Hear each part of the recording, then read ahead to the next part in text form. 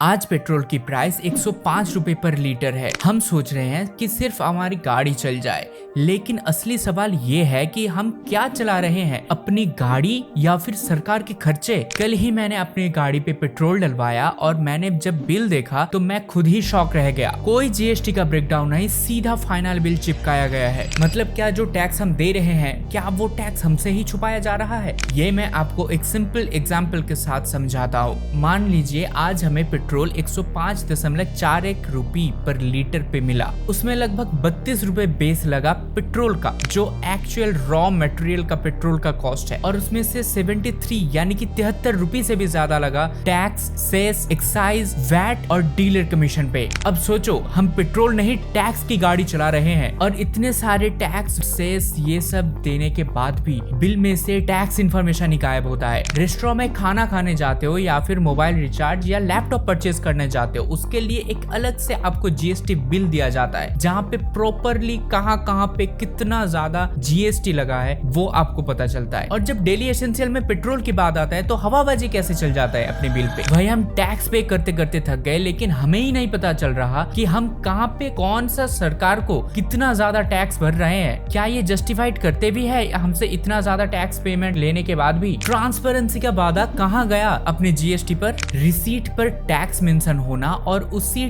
Tax mention हुए bill को देखना क्या हमारी कस्टमर के हिसाब से अधिकार नहीं रहा क्या? अगली बार पेट्रोल भरवाते वक्त बिल जरूर मांग लेना और पूछना कि हमारा टैक्स कहाँ कहाँ गया है। अगर आप चाहते हो कि पेट्रोल बिल पर फुल ट्रांसपेरेंसी हो तो नीचे कमेंट करिए, टैक्स असली में दिखाना होगा। अगर हम और आप चुप रहे तो ये लूट चलता ही रहेगा, और अगर हम आवाज उठाएंगे तो सिस्टम बदला जाएगा। तो इस वीडियो को शेयर करो अपनी पापा, मम्मी और घर वालों और दोस्तों के साथ भी, जो भी अपने पैसों से या फिर घर वालों के पैसों से अपनी गाड़ी पे पेट्रोल डलवाता है। और हाँ, नेक्स्ट टाइम से गाड़ी में पेट्रोल भरवाओ और खुद के अंदर अवेयरनेस भी। सी यू अगेन विद समरेन।